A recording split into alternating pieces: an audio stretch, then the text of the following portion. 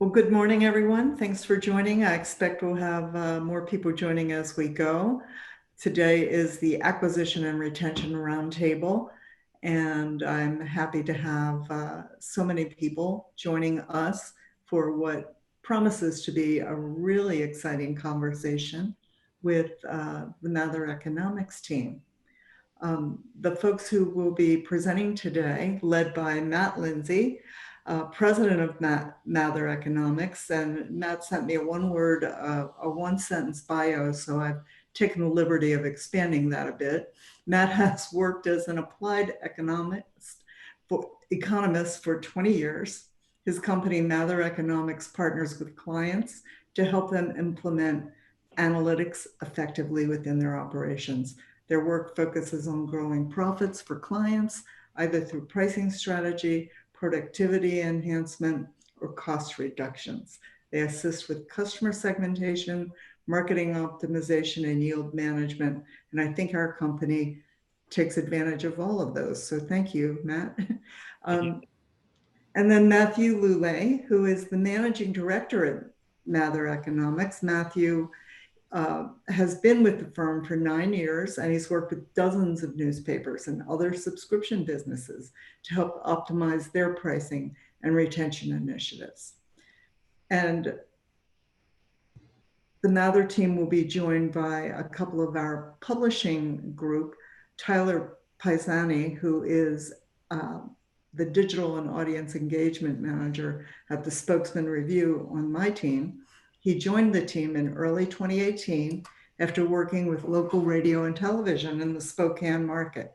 Tyler manages digital communications and initiatives, including a robust email program, and he manages the newspaper's digital pay meter. And then Jim Gorman, who's the vice president of circulation at the Philadelphia Inquirer. Jim leads print and digital audience development, revenue generation, sales and delivery operations for the Philadelphia Inquirer. He has a full plate.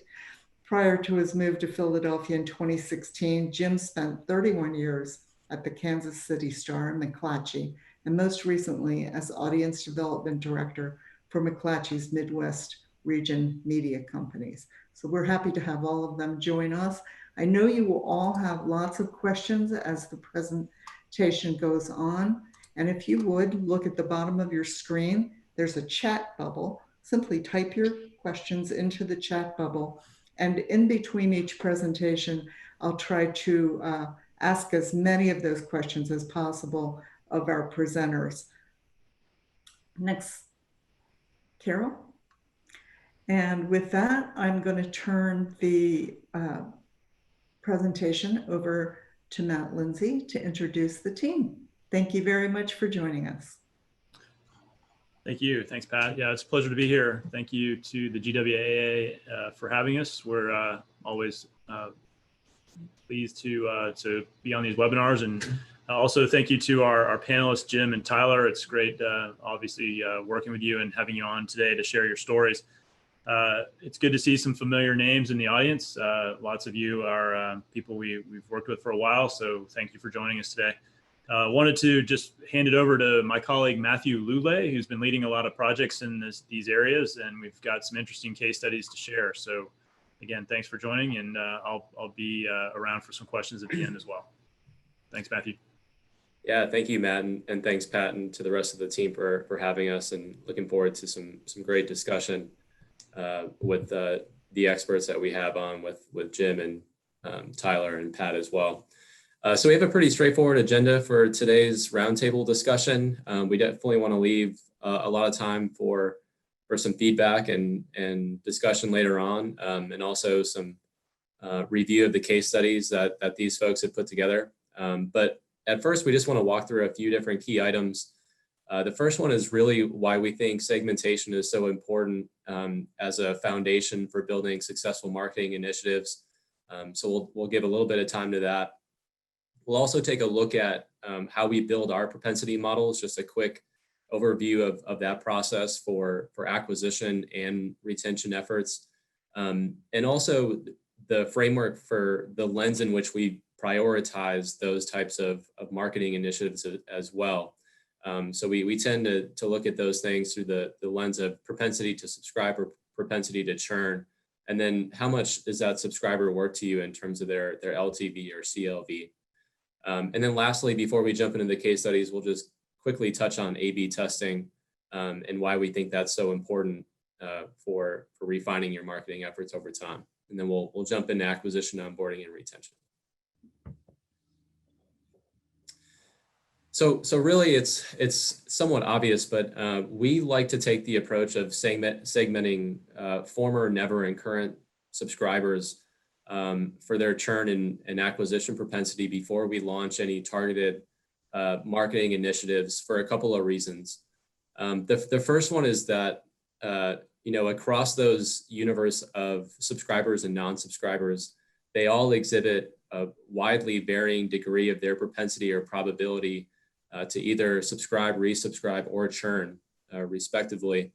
And really what that implies to us is that one-size-fits-all marketing initiatives really are quite inefficient. You end up realizing a very low ROI if you treat every non-subscriber or subscriber the same in terms of trying to bring them into your subscription universe or keep them from leaving. And what's great about these types of propensity models that we build is that you gain insight into which subscribers are at risk or have the highest propensity of coming into the marketplace, but you also gain some insights into the reasons why those probabilities are the way they are. So we definitely advocate for that.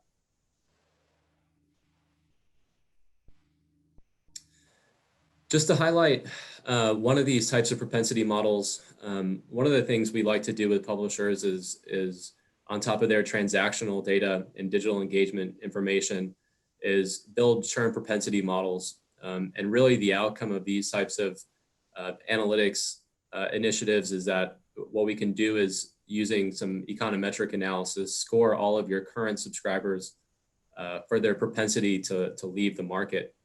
And so we like to say there's kind of an art and a science to churn modeling and any type of propensity modeling you're doing.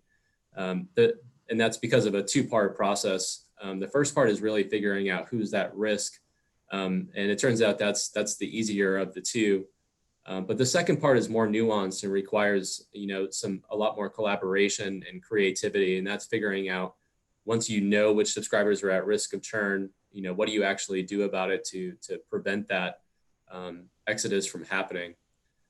So there's some common characteristics of successful initiatives that we've seen, and this is very high level, but generally speaking, personalization really matters. So we find that using, digital engagement and consumption information to identify the preferences of certain individuals is important. So if you can target those specific preferences in your communications, that can make a difference. A/B testing is paramount, so you can actually measure the difference in what those initiatives and efforts are doing versus a no contact or business as usual type of plan. And then we also like to intervene earlier than is usually anticipated. So a lot of initiatives focus, once subscribers get into their grace period or right before they stop. But we actually like to intervene earlier in that time period if possible. It usually has a good effect. And then the last one is really important as well, which is really spending time on quality creative. And Jim and Tyler are going to touch on that as well, but that's something that's also very important. So I mentioned that these propensity models are great for identifying who's at risk of churning out of the marketplace, or for formers and nevers, who has the highest likelihood of returning or coming into your market. And so you can basically score those subscribers or non-subscribers for that type of risk of churn or propensity to resubscribe. But one of the cool things about these models is it's not really a black box where you just get a score out of it. One of the things we really focus on is driving the insights from those models, not just explaining who's at risk, but explaining why they're at risk. So we actually took an example here from another industry that we work with. This is from one of our wine clients, actually. And so we provide similar types of services in the wine industry for club memberships, wine clubs.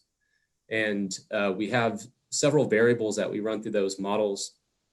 Some of those are actually what we call behavioral deviation metrics, which is really just a fancy term for measuring the responsiveness or the changes in behavior of subscribers or club members over time versus their normal behavior.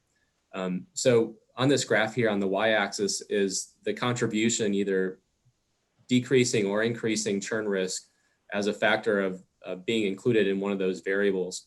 In the dark blue there, those are factors that we observe that actually contribute to decreasing a club member's churn risk, holding everything else constant. And on the right, those are factors that we see that actually increase somebody's churn risk.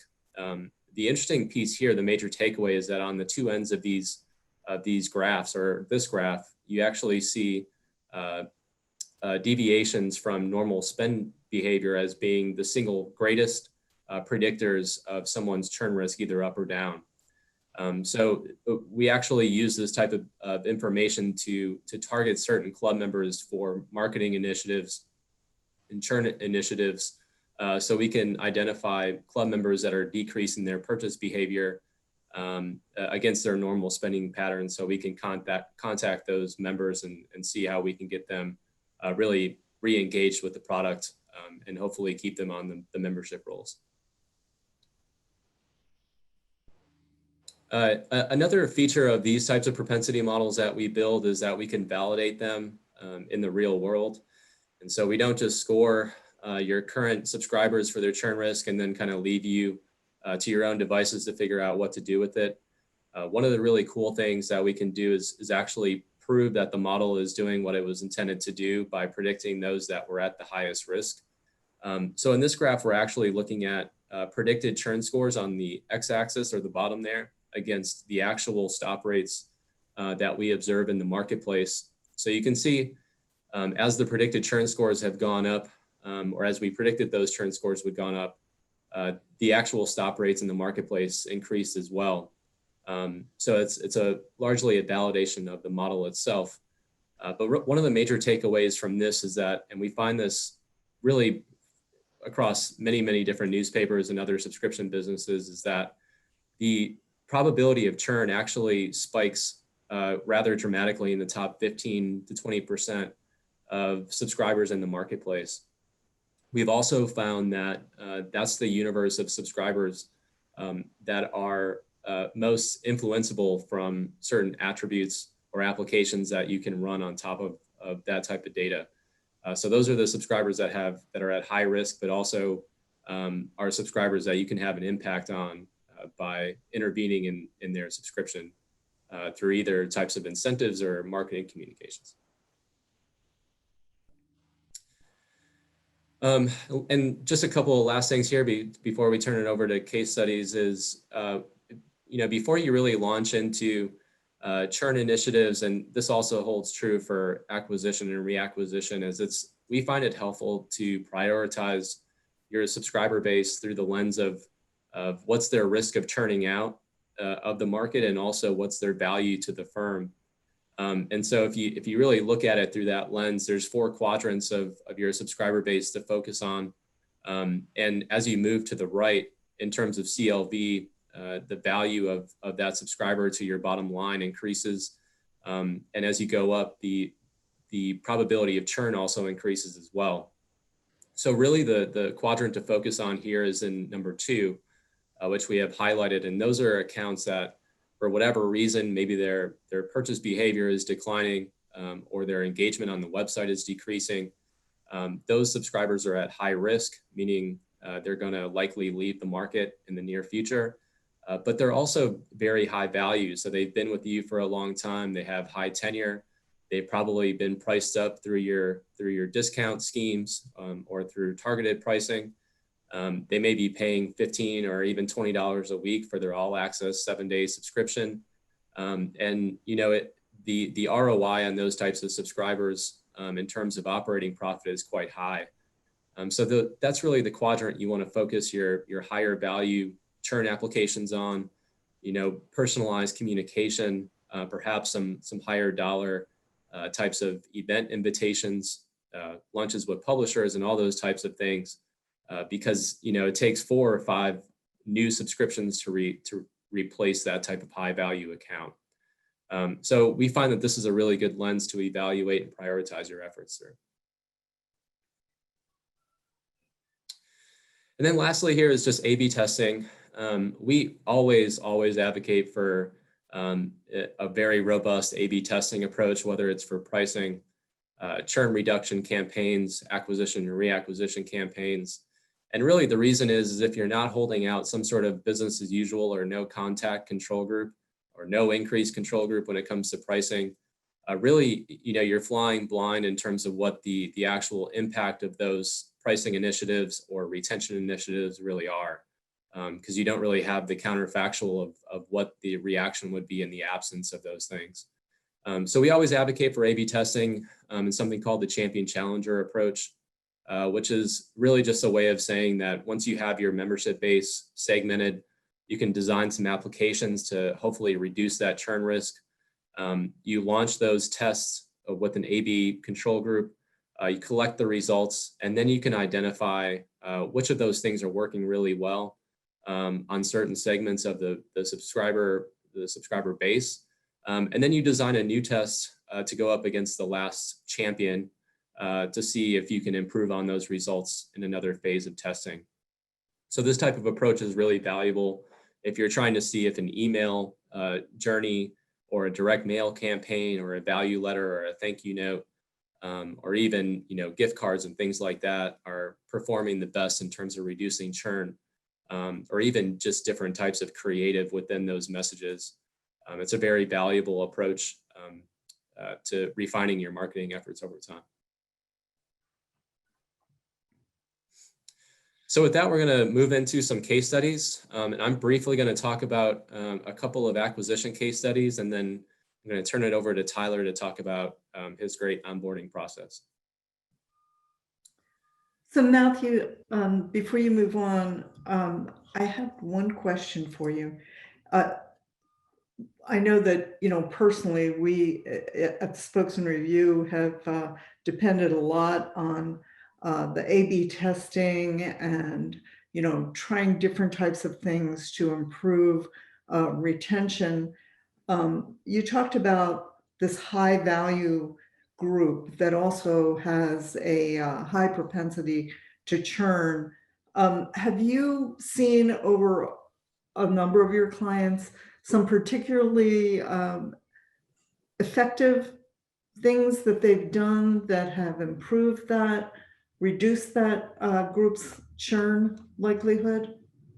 Yeah, it's a great question. And, interestingly enough, that group of long tenured high value accounts, we found actually respond really well to very simple value types of messaging.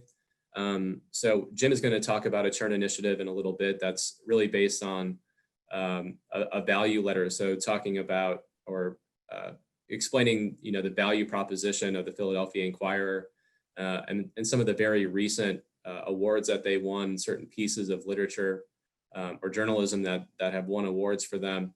Those types of things work well across the subscriber base in terms of high risk churn, but in particular, they work well with accounts that have been with you for a long time and have also probably been priced up through your program, your pricing programs.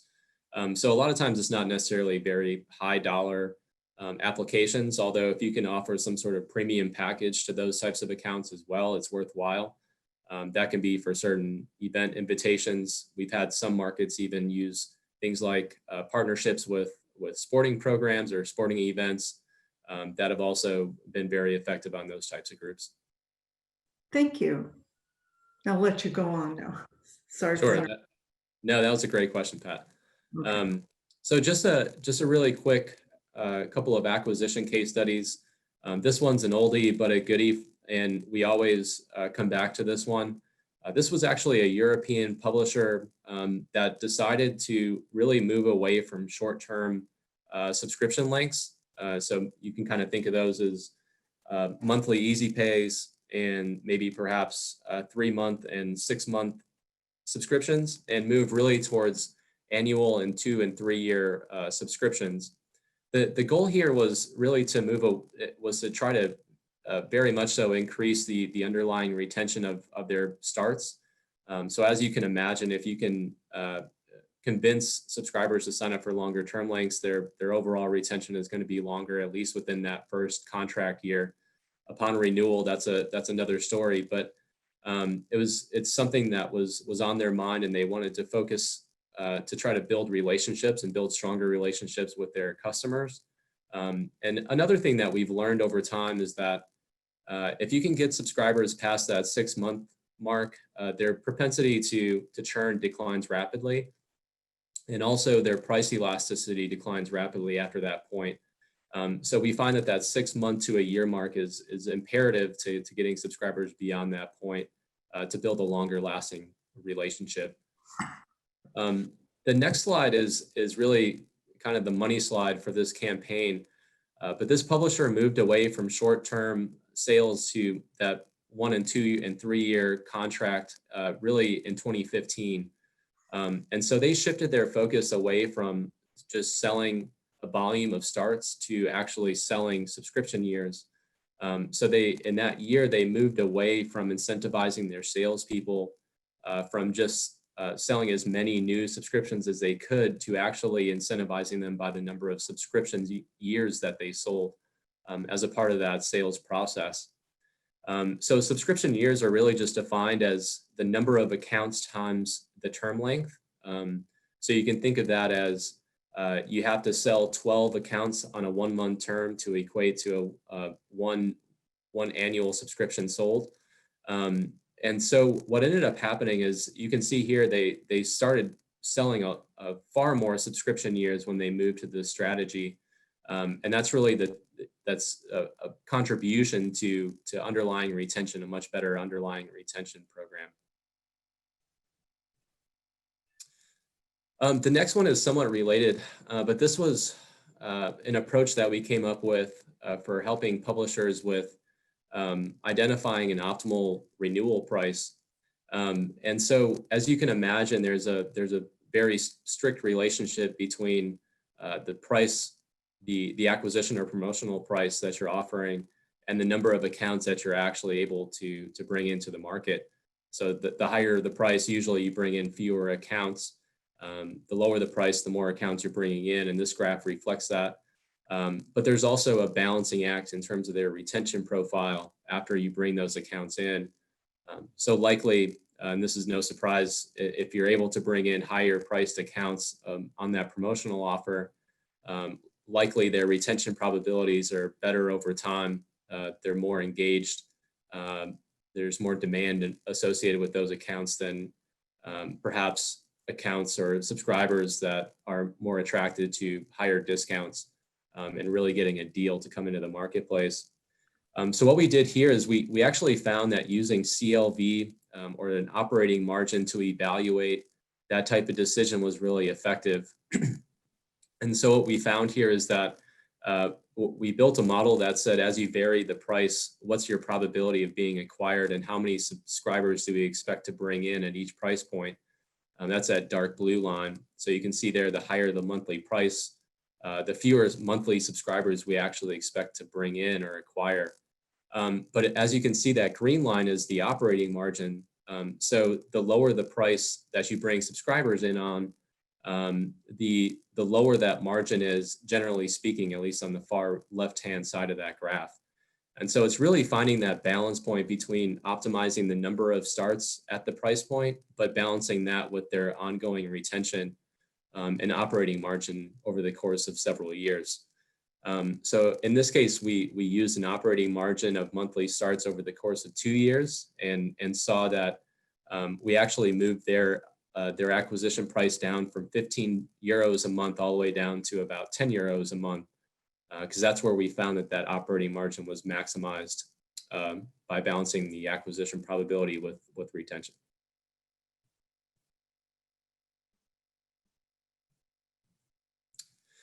So I'm going to turn it over to Matt, who's actually going to talk about some of our listener case studies as well through the dynamic paywall. Matthew, can I ask a couple of clarification questions before you turn it over? Oh, of course. So you were talking about the length of the contract. are you referring to the length of the discount or their pay cycle or billing cycle or both? Yeah, it's actually both. So you can kind of think of that contract in terms of the soft terms of the contract. So, right now, many papers are still signing up subscribers for 1 month, 3 months, 6 month, 1 year terms. And that's really what we're referring to here. The interesting thing that this publisher did, though, is they allowed these customers to pay via equal monthly billing. So a lot of the downside to publishers that sell longer term lengths now, like 1 year, is they get billed in one lump sum. And so they have a longer retention profile within that first year, but likely have a lower probability of renewing that just because it's such a large bill amount to be paid. But one of the selling points of the longer contract with that publisher is they guaranteed the discount amount through that entire period. So instead of offering a discount for 1 month and then moving subscribers up via some sort of targeted stepping process, they're actually giving subscribers a discount for a full 2 or 3 years as an incentive to stay on, increase their engagement, which actually made them less likely to churn out of the marketplace upon their renewal 2 or 3 years later. It also actually reduced their price sensitivity rather substantially because at that point they were already very engaged with the product and had a deep relationship with the paper. Great information. We have one more question. You mentioned that 6-month tenure is a factor in the ability to retain and price. As for price, does this hold true for both print and digital subscribers? Yeah, it turns out it does. And so we have, tons of research and hundreds of publishers that we've worked with on print pricing and all access pricing. And we often found that 6-month mark was imperative, and the price elasticity declines rapidly after that point. More recently, in the past year or so, we've been working with lots of publishers on digital only pricing as well. And it turns out that same relationship holds. That 6-month mark is really, really important and declines rapidly. And really, there's diminishing returns to that until you get out to, I think, 4 or 5 years of tenure, and then the price elasticity, differences largely, bottom out at that point. But that first 6 months is really imperative. Critical to hold that rate for 6 months then. Yeah, and that's why often, when you talk to Matter or consultants, we'll often advocate for those kind of longer intro periods. So, not necessarily, giving someone a 1 month discount and going straight to full rate, but perhaps giving them, a longer intro period out to 6 months, giving them time to build a relationship with the product, build engagement and loyalty to it, and have an understanding of all the features that come along with it. That seems to be a really important process for your ability to price in the future. Great. Thank you, Matthew. Sure. Yeah, really. So just to cover these couple slides, or this one in particular, one of the more interesting insights we found recently with digital acquisition is that people should have tighter meters on the two ends of your engagement spectrum. So not only the people that are most engaged, the fanatics, but the people that are the first timers or the flybys. And the reason you actually, for different reasons. First, on the fanatics end of the spectrum, these are people that are most likely to subscribe, and you really want to give them the opportunity to purchase.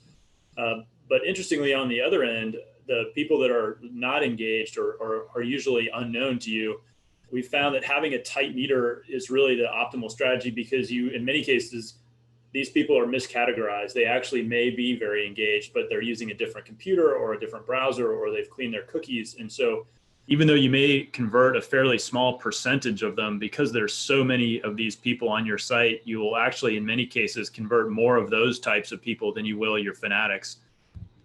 So that was kind of an interesting dynamic. We find that you should really reserve, the optimal strategy is to have a tight meter generally, but to reserve incremental content for those intermediate engagement groups. You can go to the next slide.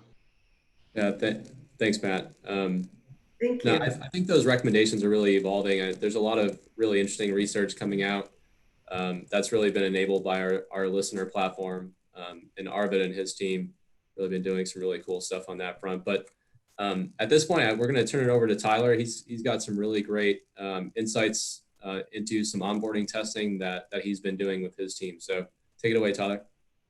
So thank you. We've been working with Mather and our partners over at Inca to measure the success of our onboarding series and how it affects both churn, retention, and engagement. And just kind of a quick overview, the onboarding series runs for the first 105 days. We have both a print and digital. Right now, we'll just go over the digital version just for time, just to keep you a little bit oriented on the slides as we go through. On the top right side, you'll see the subject line for each email. On the left side, you'll see the creative, and then you'll see these two charts on almost every slide. We've been A/B testing to see how well the series actually works. The orange bar there is the control group. That's people that didn't get the email sent to them. The gray group is actually the group that opened it. So not just that it was sent to them, but the group that we could track their open. And these two charts here are the overall stats.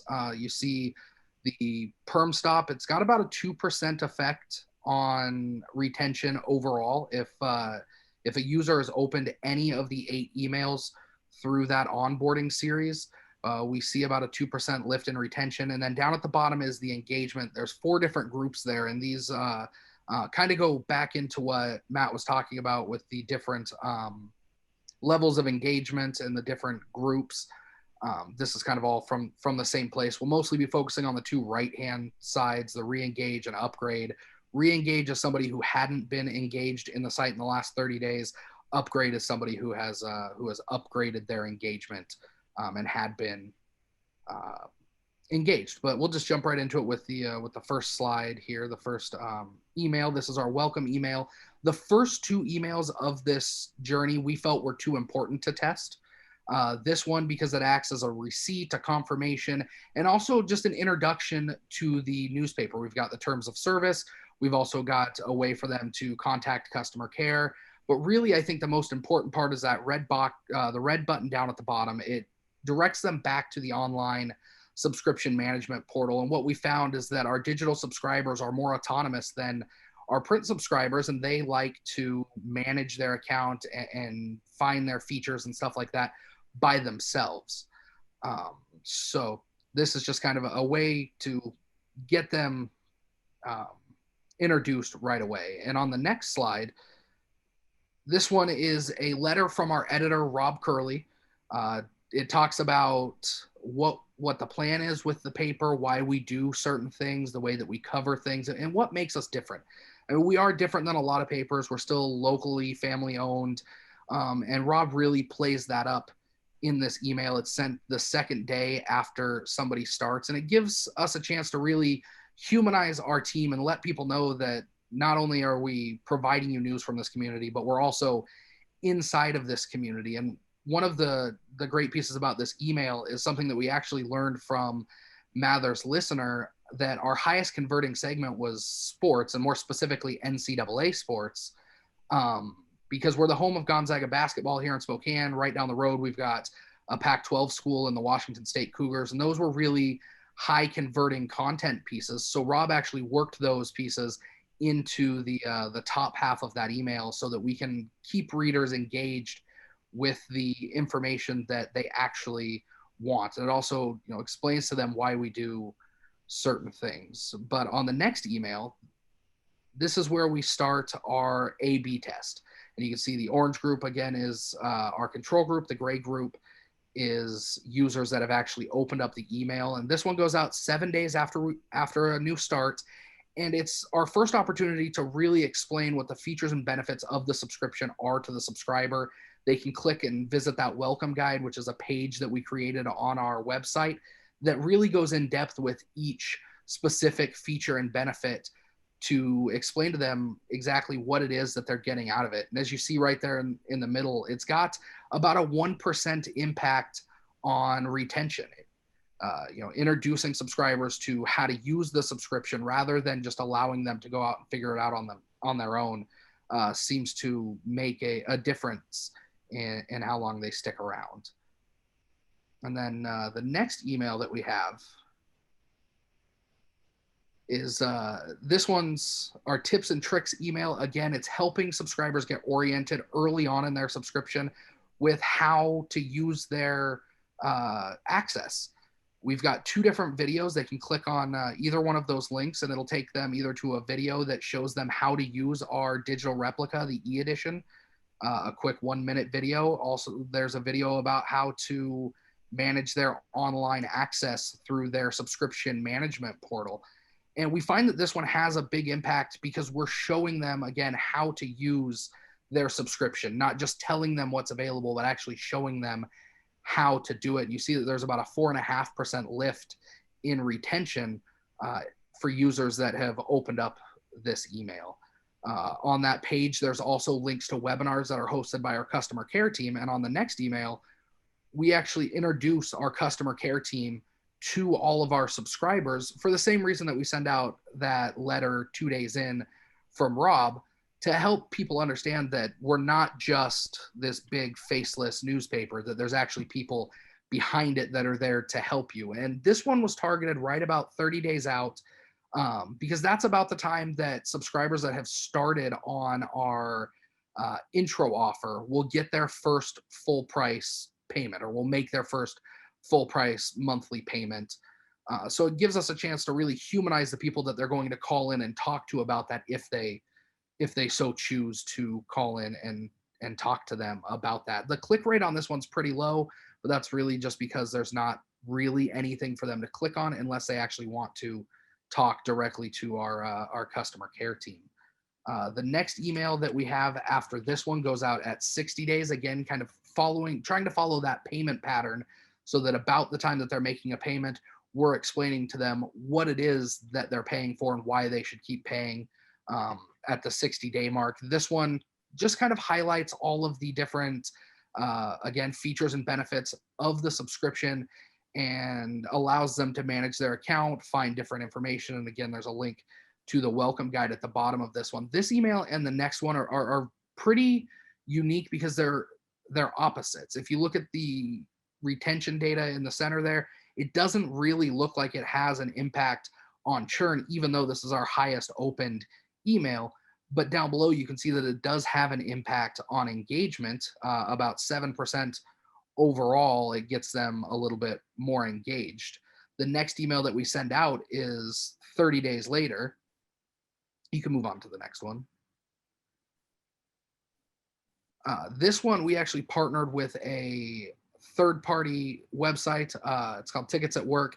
And basically it works like your Expedia or Pricelines or any of those types of discount sites. It's got tickets and travel and entertainment discounts, but it doesn't link back to our site. When I say that it's kind of the opposite of the benefits email, we see that it's got a pretty significant impact on churn.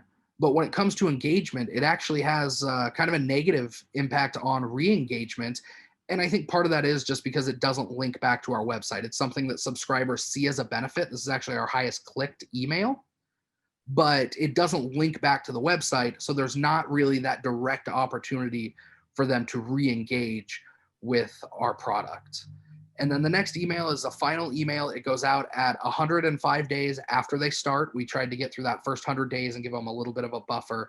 But this one's one of my favorite emails on the series, just because it gives us so much information. We send it out. We're just asking them to rate their overall satisfaction 1 through 5.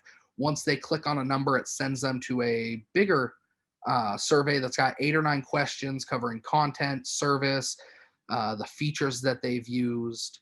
And we actually see an average score of 4.6 coming off of this survey, which to me is a little bit impressive, because typically when you send out surveys like this, the people that are most likely to fill them out are people that are unhappy and want to tell you that they're unhappy. And we knew that coming into this.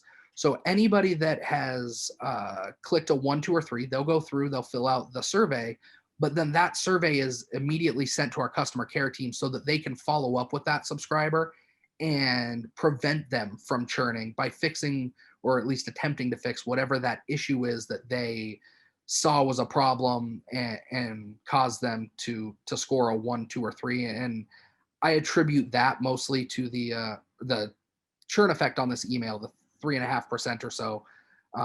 I attribute that to our customer care team actually being able to reach out, find out what the reason that they're unhappy with is, and preventing them from stopping.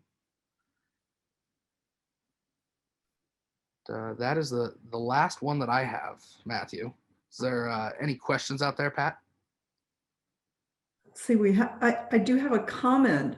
It's one of our members said, I applaud the touch point introducing subscribers to the employee team.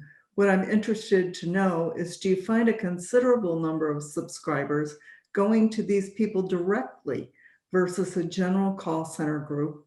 And do the employees listed have the capacity to answer questions coming in? We haven't tracked to see if these people are calling in and asking for specific call center representatives. I know our leadership team has gotten a couple of direct calls, our customer care leadership team, because they know to ask for this specific person because they're a manager. But overall, I don't know that we've had any other impact.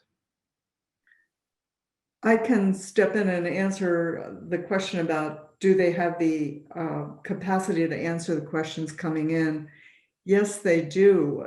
We do have an in-house team. They have all been, for instance, in this case, specifically trained on digital. So they're able to walk people through any of the issues they have on various devices. We have almost every device that exists. And they're all also authorized to escalate very difficult digital things to the correct people, sometimes the vendor. I have another question for you, Tyler, is have you tested the timing of your onboarding series, trying moving pieces around and tightening up the window? And I think the answer to that is maybe that's the next step. Is that right, Tyler? That is the next step. We're still kind of at the tail end of this test. It's still running, so we don't have the official final data yet. But I think there's enough here. I actually started this week planning some more touch points. And just like Matt was talking about earlier with the Champion Challenger A/B test, that's kind of our plan here. We know that these 8 pieces work. So now our next plan is to throw some more pieces in there, maybe rearrange it a little bit, and increase the size of our welcome series. I think I added 4 or 5 in my latest sketch, but also using personalization as our next step, where we get to a point at 50 days maybe or 30 days where if a subscriber is not engaging, then we'll send just that group of subscribers maybe a specific content-based email to try and get them re-engaged and get them back in the normal onboarding series. Good information. I'm going to hold the rest of the questions and we can go on to the next presentation. If you can hang in there till the end, Tyler, we might have a few more questions. Awesome. Yeah, thanks, Tyler. I think we're going to port over to retention case studies, and we've been working with Jim Gorman and the Philadelphia Inquirer for quite a long time, and we have an endless number of case studies there that we could pull from, but Jim's going to highlight just a couple of them that are particularly interesting here in the next couple of slides. Thanks, Matthew. Well, to begin with, to give you a little background, we had tested multiple reward programs, things like a gift card, randomized gift card to subscribers, Comic Umbrella, I'm sure everybody's familiar with, portable phone, cell phone batteries, and several different things like that, and including an acknowledgement, just an acknowledgement thank you card from our publisher that was simply as simple as that. It was just a card that thank you and the publisher's signature on it. And we wanted to see what the results of those things were, to see how they were received by customers. But what generated from the responses to those tests was a hypothesis that we would have, or we could just send what we call a value letter that would be from our executive editor that would talk about the importance of local journalism, the things that we have done and been awarded for over the years, and just acknowledge the real product and the value of the product they're receiving, rather than a reward or unrelated gift to the product that they subscribe to. So the letter you see there was written by our executive editor at the time, and we saw a lift in retention of almost 5%. And this blew away the responses that we saw from some of the rewards tests that we did earlier. So we decided to roll this out, and the cost benefit of just simply mailing the letter to these higher churn propensity subscribers versus any of the other things that we tested was far and away much more profitable. So the ROI you can see there for the period reported was about 65,000, and we preserved over $80,000 in revenue for the cost of about 20,000 in expense. So this is something, iterations of these have changed. We actually haven't, this Stan Wisnowski left a few months ago, so we're in the process of retooling this particular program to roll it out. And again, stressing the importance of testing to be able to see how this version compares to the previous or future iterations, so we can make sure that we're continuing to test different hypotheses and different forms within each test to see how we can maximize impact. Another thing we were doing was testing, first of all, grace communication. We designed a piece that offered a gift card for renewal after the paid in advance or the grace time ran out or was running out. So we iterated the card you see there on the left, offering a gift card, and we sent them out and tested 3 different intervals. One was 15 days into grace, one was 30 days into grace, and one was at 45. And at this time, I think we were running anywhere between a 56 and a 63-day grace period, depending on whether you're a new subscriber or an existing subscriber. So we saw, not only saw the lift from the incremental lift from the test itself, but we saw the interval timing, which you can see there that 30 days into grace, we saw a 7% improvement in the yield from retention from those subscribers. So again, you can not only test different hypotheses, but then the timing is, as I think Curtis mentioned in the comment earlier, or maybe it was Phil, when you move around or slide around the timing on what you're testing in retention, you can learn a lot from when is the right time to communicate with the subscribers and how to communicate with them, whether it's as simple as, like I mentioned, a thank you card, or sophisticated as trying to get one of those big comic umbrellas sent out to a subscriber. So awesome. Matthew? Yeah, thank you, Jim. That was great. Those are really successful case studies, and as Jim mentioned, we're kind of dusting those off and repurposing them and coming up with fresh content to use that champion challenger approach to see if we can get even more response. But I know we're running late on time. So I'll go through these quickly. The last 2 retention case studies we have are really digital related, and this one is actually looking at the difference between using targeted specific language and content that's preferred, that's inferred through our listener product in terms of conversion from the paywall. And so we tested 2 different paywall messaging. One was generic. You can see it on the top there, just start supporting our independent journalism today, just for $1.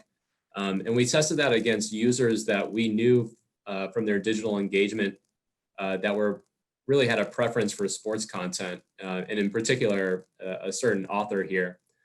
So when we tested those two different types of pop-ups on the website, we actually found that the users that we tested that sport-specific messaging to actually had a much higher conversion rate. A lift of 12 basis points which was actually about 46% improvement. And anything you can do there is really beneficial to the bottom line because you're talking about, you know, such high volume and low conversion rates overall. So that was a very successful case study. And then the next one, Carol, the last one that we have is just around disengagement. So this is also something we can infer from the listener product, but it gives us a sense of, and Tyler touched on this too, whether subscribers are re-engaging with the product or whether they're disengaging. And it turns out the level of which somebody is disengaging is also really important. So if they're going from, you know, very high engagement to slightly less high engagement, it turns out it's not that big of a deal. But if they're going from somebody that's, you know, very highly engaged to not engaged at all, that's a huge warning sign for us. And we've done some testing around that with some email campaigns and email journeys. And what we found is that those subscribers that actually disengaged rather dramatically responded really quite well to this email journey. So you can see there on the far right of that graph, 4.6 percentage point improvement in their stop rate. What's tricky here though, and one of the takeaways is you really have to be careful with this type of stuff because that email journey actually increased churn on the groups that had very little disengagement. So you don't really want to awaken people if they're just having very small differences in their engagement or readership level. So if they're only going down a page view or two per month on a rolling 30 days, it doesn't really seem to be to warrant any sort of additional touch points or marketing efforts. But if they're really, you know, dramatically disengaging, that's probably a point where you need to intervene and see what the problem is there and see if you can get them back re-engaged to their previous levels. So cool case study there, just another application of what we can do. And just to summarize here, there's just a few things that hopefully you guys will take away from this. But really experimenting with the long-term subscription offers we think is really important. Extending the intro periods to new customers so that they can become more engaged with the product. We mentioned that at the 6-month mark and beyond, that's a point where their price elasticity really drops dramatically and gives you more pricing power in the marketplace. And focusing on subscription years versus just the number of accounts you're bringing into the market is important. Always leverage the A/B testing just so you can actually measure what you're trying to test is imperative. Using any sort of insights from the segmentation analysis is also great. So knowing what are the triggers of churn and what are the triggers of acquisition. Is it recency, intensity, timing, breadth of content that they're engaging with? Those are all really valuable insights for the types of things and who you send them to. And then also Jim mentioned, you know, that value letter actually had the highest percentage impact on reducing churn. It also happened to be the lowest cost thing that they had in at their disposal. So ROI is a combination of effectiveness and cost. And so if you can maximize those two things at the same time, you're going to boost your ROI on any campaign. And then the last one is, you know, what Tyler was touching on, really building a very robust onboarding program to build that loyalty and brand engagement is also important just so that they're familiar with the features and just a great way to build long-term retention. So I think with that, we left a few minutes for questions. Thanks, Matthew and Matt and Jim and Tyler. We only have a few minutes left. I do have one question that I've been holding. This one is for Tyler, and it is actually two for Tyler. One is, what is the percentage of people who have asked not to be included in the email series for welcome? So our overall unsubscribe rate on that onboarding series is pretty low. It's 0.13%. So yeah, so we don't get a whole lot of people saying they don't want it. The spot that we do see people opting out is that benefits email, the one that goes out at 60 days. So it is something that we're looking at since it doesn't really have an effect on churn and it's causing people to unsubscribe. Maybe moving that to a different time or reworking it all together. Thank you. And another one, it says, maybe I missed this in the beginning of the presentation, but how did you pick 105 days for your onboarding series? Was it based on any data that Mather provided from other publishers? I don't remember the exact reason that we chose 105 days. There's a lot of data out there saying that the first 100 days is pretty important. And we basically gave it 2 weeks between the two emails. We had one at 90 days, and instead of sending it right at 100, we pushed it back just a couple of days. But really the goal was to get it past the 100-day mark. I think 105 just happened to fit into our calendar the best. Thanks, Tyler. And I'm going to turn it over now to Maria Rivera, who is our GWAA president this year. And she'll tell us about some of the other great things coming up with GWAA. Awesome. Thank you so much, Pat. First, let me thank you all for joining our roundtable today. Special thank you to Matt Lindsay and Matthew Lule for bringing together this wonderful content and program today. And an extra special thank you to Jim and Tyler for taking the time to put together these slides and sharing the successful work that you're doing. It's really, I think, beneficial for all of us to see some specifics of both, campaigns creative and the results you're seeing. So that's absolutely fantastic. Pat, we're so fortunate to have you every month leading these roundtable sections and all the expertise that Pat has to pull these together and ask the very thoughtful questions. And of course, Carol, our fearless executive director, pulling this all together for us. So, and to all of you for making time for these sessions. We know everybody is super busy. So with that, as we wrap up today's session, let me remind you of a couple of things that we have upcoming. Our next virtual conference is on October 15th. This is sponsored by INCA, and we're really excited to have two leaders from Facebook joining us for this session, along with special guests from the Salt Lake Tribune and Albuquerque Journal that will talk about their success with the Facebook Accelerator program. We do also have our next roundtable scheduled. You'll see them here. And one of the things I wanted to highlight, appreciate all of you that took time to fill out the survey that we sent out a couple of weeks ago. But the top pieces that we heard when we asked the question of what kinds of topics would you like us to cover, on the distribution side, the #1 item was single copy. So excited to have Bobby Binkley hosting Henry Woloschuk from McClatchy's as Director of Retail Operations, who will talk about some of the work that he and his team have done with reducing scan and a draw adjustment, automatic draw adjustment tool.